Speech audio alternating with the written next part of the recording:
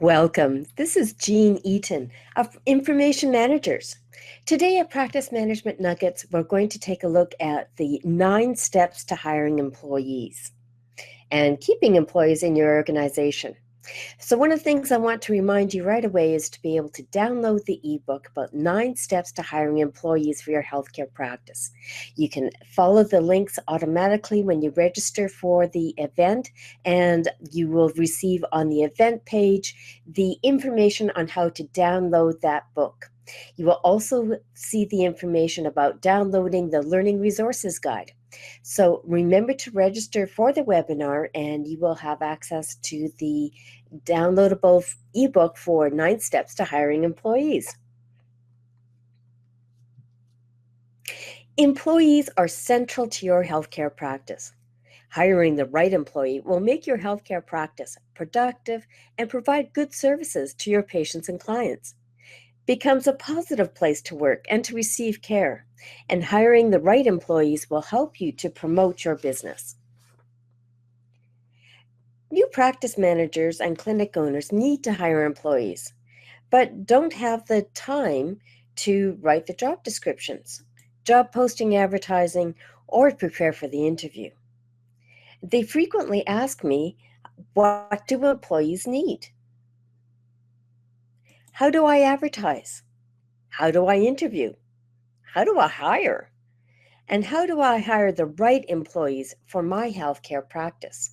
We know that making the wrong hiring decision is going to cost time, money, and frustration, which means you won't recruit the right staff for your practice. It won't be a good fit for you or the employee, and you will have a high turnover and you will have to recruit all over again. So I want to help you to recruit employees that are the right fit for your practice. Keep your employees engaged and contribute as valuable team members. Engaged employees directly improves patient satisfaction and improves your business. We want to help you to continue to recruit the best candidates to work in your growing practice. We know that customer service expectations are going up. You need an engaged workforce to meet service expectations, and engaged employees are great predictors of a better business.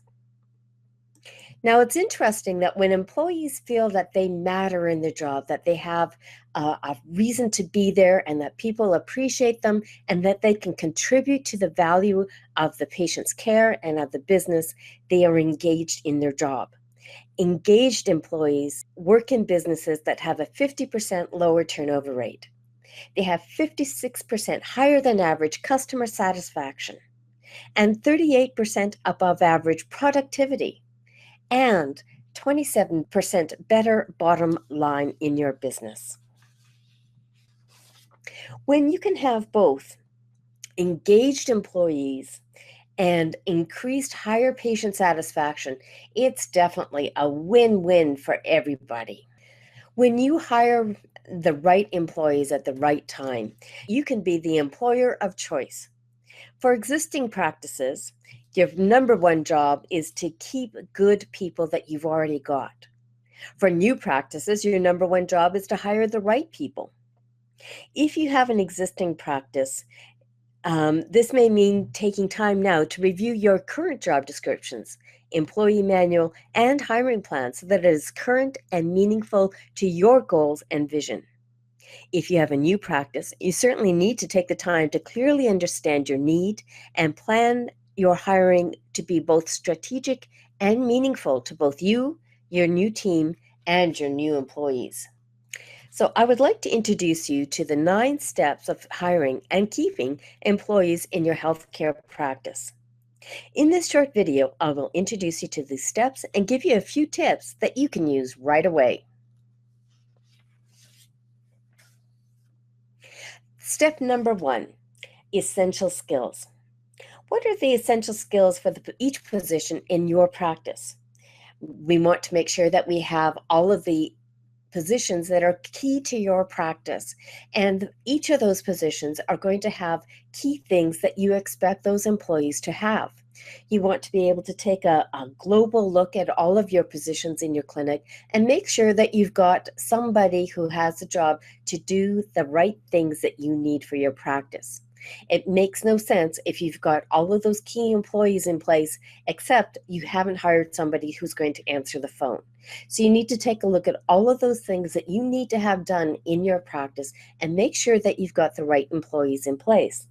To be able to do that, you need to determine what are the essential skills that you're going to require for each of those positions. So what does that person in the position do that's unique to the team? What tasks are critical to the practice? What jobs need to be done in the clinic? What is the right skill level for that job? Is everyone working to their scope of practice? So let's take, for an example, the medical office assistant, or the MOA. You might have some basic educational requirements. Maybe they need to go through a college program. You might need to determine what their practical skills are going to be required for your organization. Now, some clinics will have their MOAs being responsible for or contributing to doing the billing, the fee-for-service, the direct payment for uninsured services, talking with the patients about each of these steps.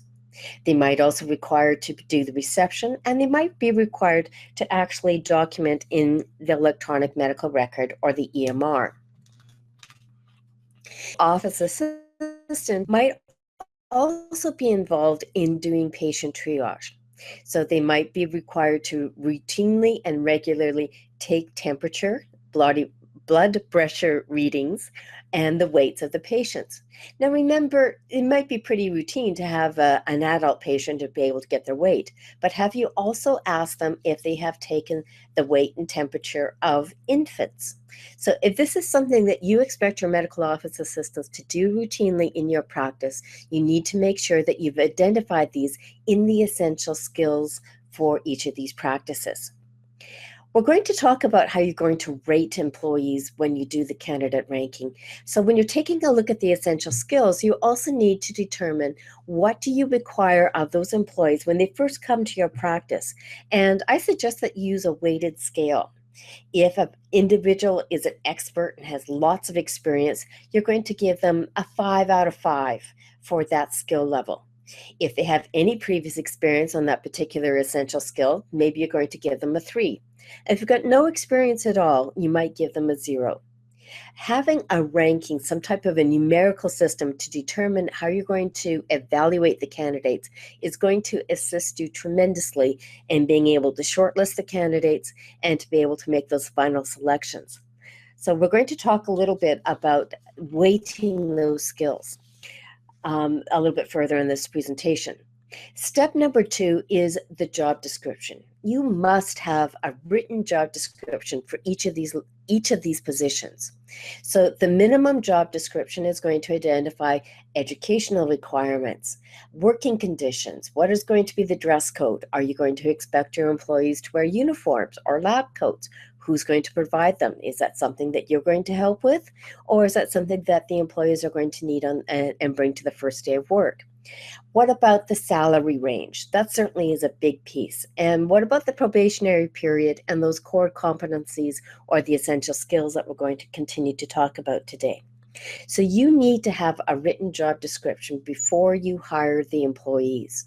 So you need to have a clear understanding about what are all the job positions that you're going to have in your organization, and what are the minimum requirements that you're going to expect for these employees coming into your organization. Now, salary range is a big deal. So you need to have a clear understanding about what are going to be the expectations for salary ranges in your local geographical area. Now, they do change. Now, government offices will sometimes list a wage and salary survey, so you can take a look at those things. You can take a look at what is currently being offered or asked for in organizations such as yours in your area. So take a look at the job wanted ads, wherever those happen to be in your organization. If they are on a job bulletin board, an electronic bulletin board, find out which papers in your area or radio advertising is the best place or has the most job postings, because you want to find out what your competition is offering your employees or your potential employees, so that you know what you are going to be required to be competitive. You also want to take a look at what are the common requirements listed in those job openings, and what about the job duties. Now, in our hiring employees resource package, we have generic job postings and job descriptions for medical office assistants or receptionists, interpreters, clinic manager, and privacy officer. So your job description and your job posting are things that you need to have in place before you actually put up that job posting. I strongly suggest that you have a very detailed job posting because it's actually going to help you recruit the right people to your organization, and it's going to help candidates self-select, recruit themselves into a job posting. If you are looking for a clinic manager for a new office, is a big difference from a clinic manager for an established office with 100 employees. So the more detailed and the more interesting you make your job posting, the more likely you're going to get the right candidates coming and applying for your position. Part of that routine process is having an application form. So it's great to have employees bring their resumes to you, but an application form is going to help you highlight those things that you're going to shortlist your candidates for. So go back to those essential skills. If you need to have a candidate who knows how to answer the phone and can transcribe dictated reports, then have those essential skills in your application form. That way you're not going to interview people that don't have the essential skills that you've already identified. The skills that you've listed and those essential skills criteria should be listed on the application form. Now, the standard application form makes it easier to evaluate each of the candidates and to compare multiple candidates. You can use a paper application form. You may also want to consider having this available electronically, and people can download it from your clinic website. You can attach it to emails when people ask for an interview or you offer an interview at a particular time. You might also want to consider making it into a PDF fillable form.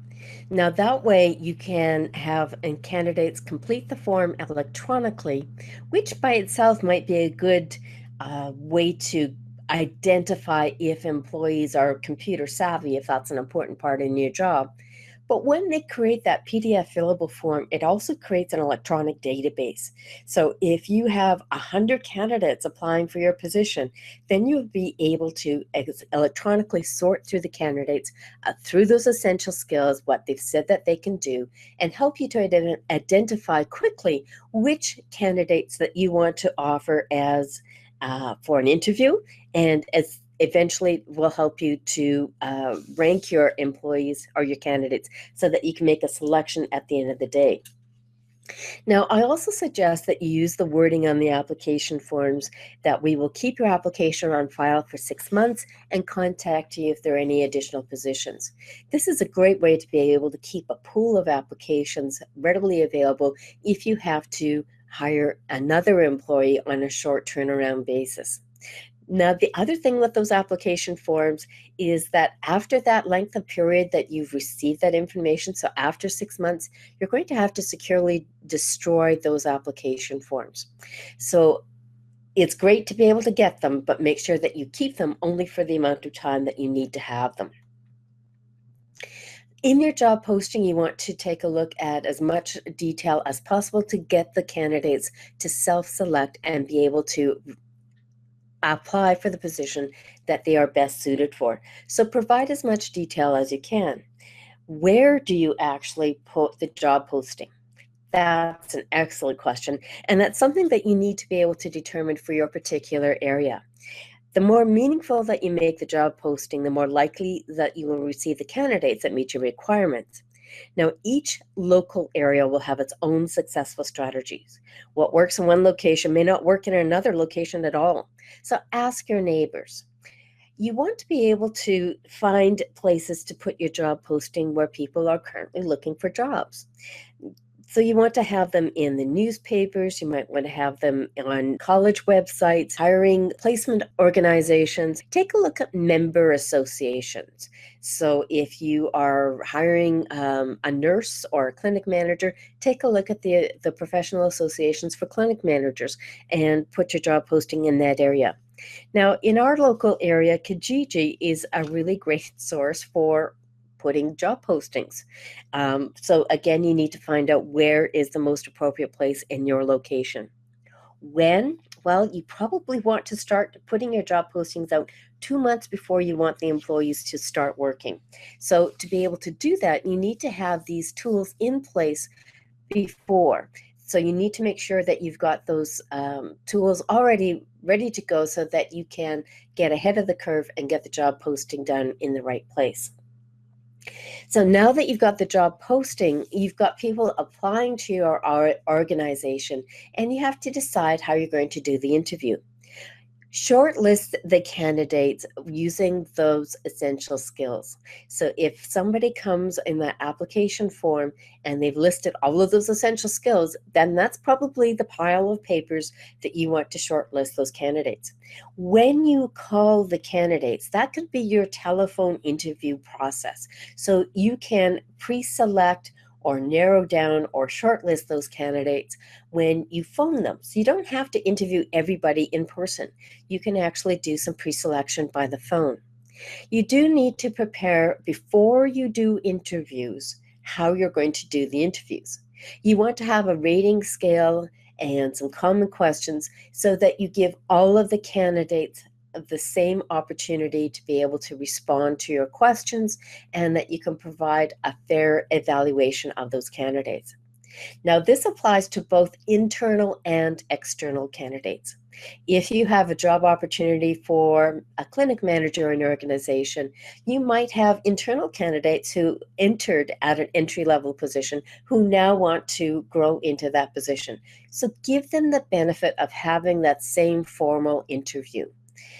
Take a look at those our handouts regarding the hiring employees resource package.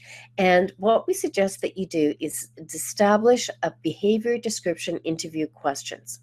Now, in our hiring employees resource package, we have an interview with Nelson Scott who provides some additional information about what do all of these interview questions do and how do you create these. Now, take some time to come up with some good BDI questions to have for your interview, but it's time well spent, and it's time that you can repurpose for additional interview questions.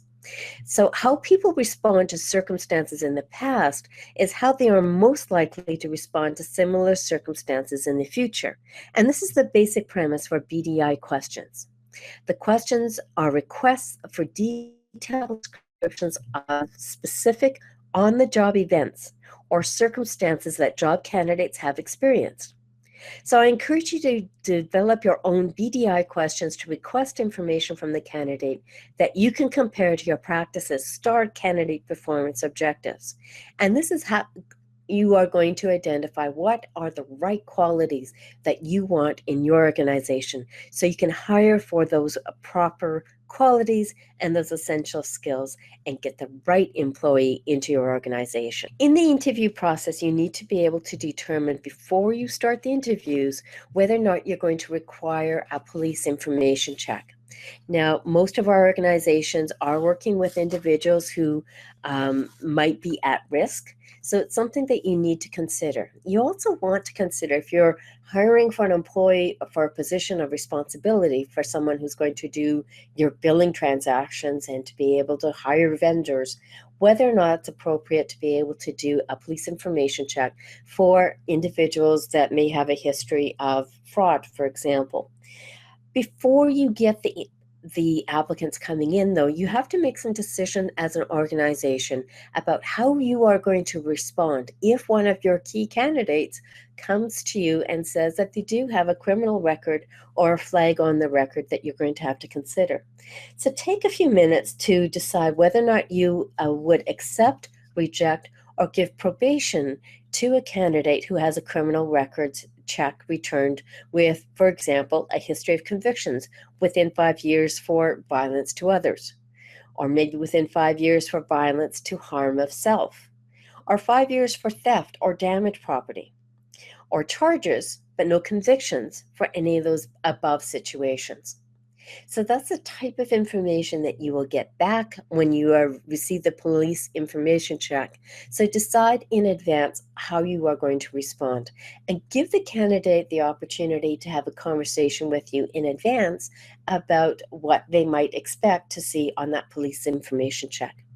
So you're going to give an instruction sheet to the candidate at the time of the interview that if a job offer is made, that they may be required to do a police information check. And if that part also takes some time. So consider that when you are planning in advance how quickly you need to put that job posting in place. Now we get to the interview process. It's also an opportunity to be able to make your business shine. You want to be able to recruit the best employees, the best candidates, because you are the best place to work. So how are you going to shine the business? How are you going to attract those key people? So anticipate that the candidates are coming to the interview. What can you provide to them that's going to make them feel welcome and comfortable, and make them feel informed about what you want to do as a business and what the expectations will be for them as an employee? And you want to be able to help them to be prepared and confident for the interview. So if you've already started a conversation with those candidates before they show up at your door to have the interview, you're going to have a more engaged candidate in your interview process, and you're going to have a more successful interview process. Now, the other thing is that if you are able to receive candidates who have been referred to you by other employees or perhaps people that have been patients in your clinic, let people in your community know that you are hiring. If you receive a candidate who's been referred to you by another employee or a patient or perhaps a colleague that works in the area or within the community, these are your star candidates. You still have to go through the interview process and you have to rank them with everybody else. But more likely, if you have received a candidate that's been referred to you by somebody who already knows, trusts, and likes your clinic and the type of services that you provide, they're going to already help to pre-select those candidates to say, I know just the person for your new opportunity. So have that introduction to your clinic, let your clinic shine, and you're going to attract better quality of candidates that's going to make your business continue to grow and expand. So give the candidates information about your clinic. Tell them who the principal owners are, which staff are you going to be working with, who are the healthcare providers, what is the healthcare team? Is it staffed with family physicians, chiropractors, nursing staff? Help them to understand whether or not this is the best fit for them. You also want to be able to make sure that you've established what their expectations are of the clients and their employees and how you're going to be able to meet those expectations as a business. Candidates coming to the interview are interviewing the clinic is to decide which business opportunity that they are going to accept. So you want to take that opportunity to find the best employee, but also put your clinic in the best light. Now you've interviewed candidates and you need to be able to do some recording about your results from that interview process. So right at the beginning, step number 1, we talked about establishing those essential skills. So we're going to go back to our example about essential skills for an MOA, a medical office assistant. And for your organization here, we've decided that having the MOA being involved in that billing process is something that we're going to expect them to do. And it's something that's really important for them to have, and it's not something that we want to teach from the beginning. So we're going to put this as a weighted value of 5 on a score of 1 to 10. Our ideal candidate has had some experience with billing. They may not be an expert. We will help train them up, but we're not going to start training them right from the beginning. We expect that our employees know how to do some basic information about patient triage. So again, we don't want to train them from the start, but they don't have to have lots and lots of experience. We have a weighted value for those essential skills at a 5. So as you interview the employees, you're going to determine a candidate score. So you might actually give them a skills test during that interview process, or you might be comfortable enough just to be able to do some questions in that interview process and confirm their resume and their application form that yes, they've said that they've done this before, or no, this is entirely new to them. So you take that weighted value and that individual candidate score and do some simple math, and you come up with a total weighted score for that candidate. You're going to do this for the entire candidate ranking form. Now, the forms that we've included as templates in the Hiring Employees Resource Package have several pages for each candidate interview scoring system so that you can pick and choose and customize what's important for your organization based on those essential skills. This is going to help you significantly when you get to the shortlisting of those candidates. So when you do the shortlisting of all of those employees that you've already pre-interviewed by the telephone, you have invited them to an interview, and you might want to do that with a small group. You don't want to interview on by just having one interviewer at a time. Generally, you want to have a small group and a consistent group so that you have consistent ranking and impressions throughout the interview process. You might have a ranking scale for those BDI, the behavior description interview questions, and you might give bonus points for some of those candidates. If you are working in a multicultural organization or a community that has a high population of different ethnicity, having other languages where your clients might be their traditional language might be of particular value, so you're going to give bonus points. Now, I want to talk for just a moment about that ranking process, and one of those key things that you need to do is to do a reference check. So a reference check is not a nice to do thing. It is absolutely a critical part of your due diligence as an employer to do a reference check. So it's not only to find out that the candidate actually did what they said that they did in their previous location. You want to provide a safe workplace that does not introduce unnecessary risk to your business, to your employees, your patients, and your professional practice. So we provided a sample format for reference checks in the Hiring Employees Resource Package, and you can make use of that information. So you can use those skills to do that reference check, but it always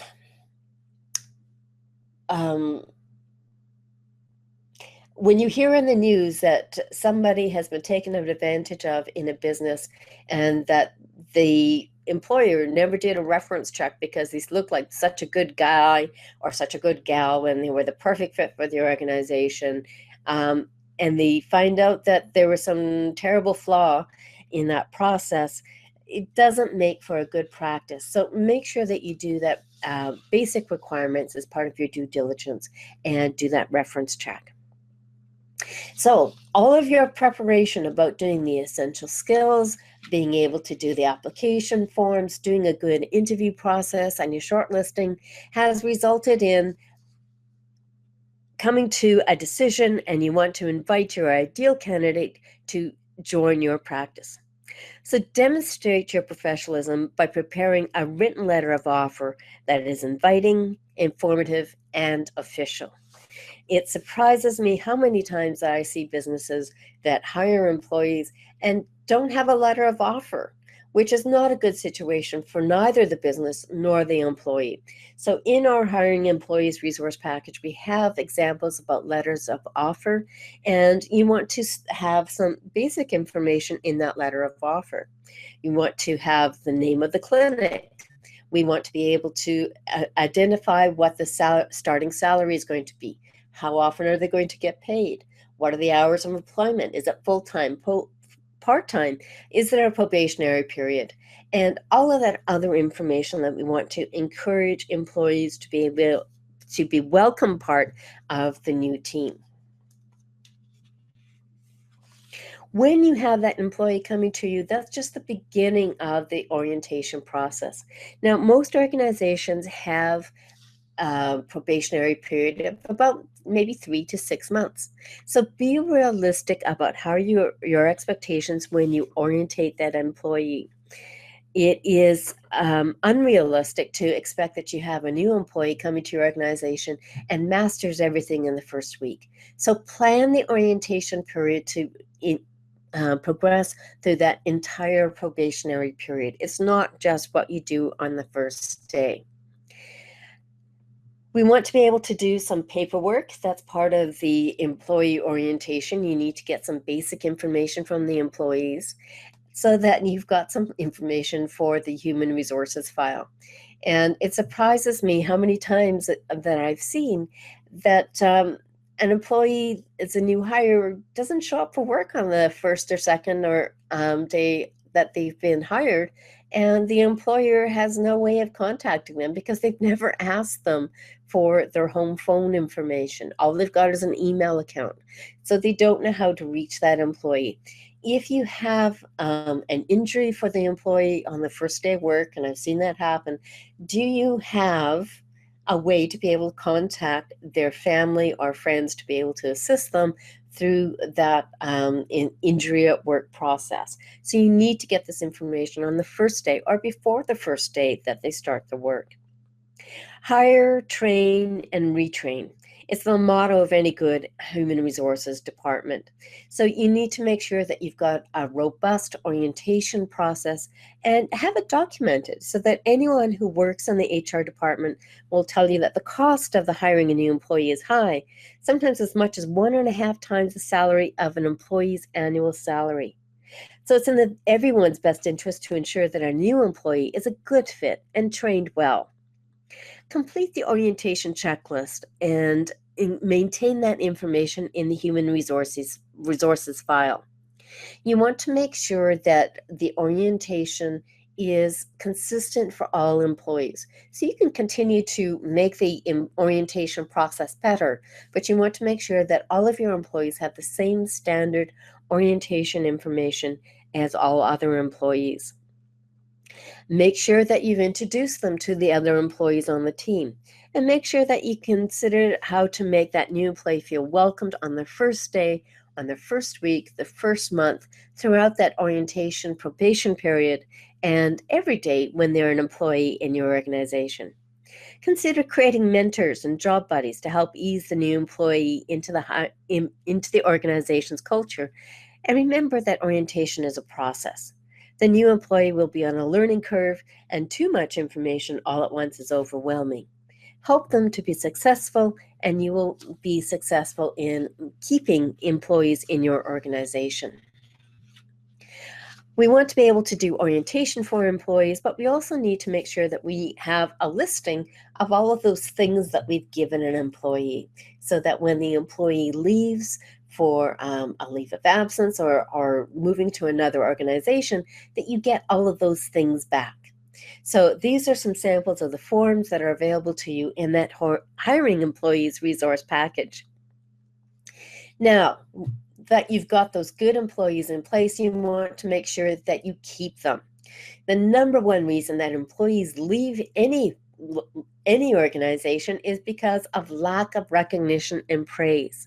So make sure that you have a meaningful, timely review process on a regular basis. So it's not just at that annual once a year employee review process. It's on a regular basis.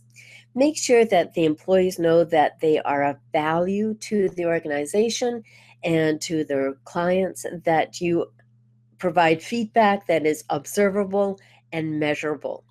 And make sure that you help the employees in the organization know how to encourage and support each other every day at work.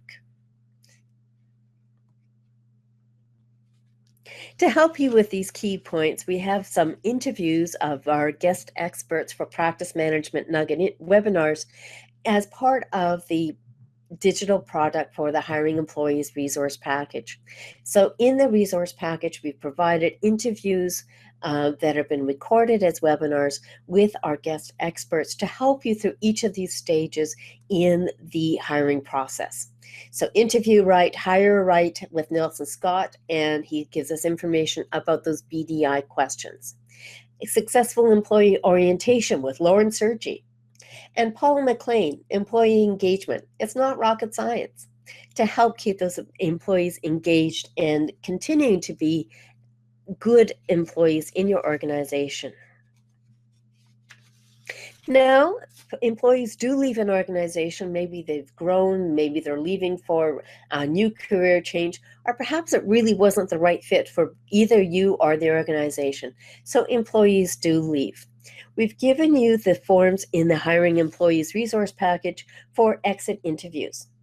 Exit interviews should be offered to all employees leaving your clinic, but are voluntary. They can be done in person, over the phone, or in a written format. Exit interviews can help to improve your practice by identifying strengths and areas for improvement in the organization. It can also be an opportunity to evaluate the work environment, the position responsibilities, in order to make a better workplace for all employees and improve patient satisfaction. So all of these resources are available to you in the Hiring Employees Resource Package. If your clinic manager gave you her resignation today, are you ready to start hiring process tomorrow? If you are the clinic manager or the owner that plans to open a new practice, have you written your hiring plan, job description, job posting advertising, or prepare for the interview and the selection process? If you're a healthcare provider that wants to hire with confidence, you need the Hiring Employees Resource Package. And here's the solution that you've been looking for. And best of all, you'll start seeing results with your next hire. The Hiring Employees Resource Package helps you with quick-to-use templates that you can download and customize for your organization. It will help you to recruit employees that are the right fit for your practice and to keep your employees engaged and valuable team members. Engaged employees directly improves patient satisfaction and improves your business. Continue to recruit the best candidates to work in your growing practice. You can find the link to the Hiring Employee Resource Package right here on that webinar website, or you can go to informationmanagers.ca hiring-templates. I'm so glad that we've had this chance to meet today and talk to you about the Hiring Employees Resource Package. This is just one of the types of topics that we talk about on a weekly basis on our Practice Management Nuggets. The webinar is a weekly webinar with guest experts, and the webinars are free, so you can join us at any time. You can sign up to receive weekly notices so you don't miss a guest expert that is exactly what you need to hear. So let's stay connected.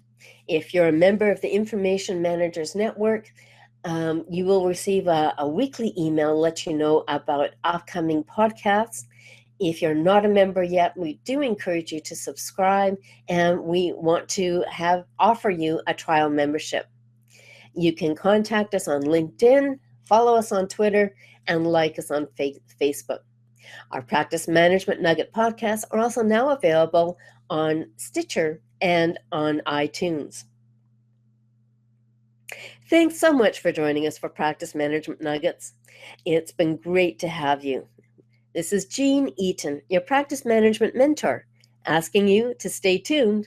I look forward to seeing you again at one of our upcoming events.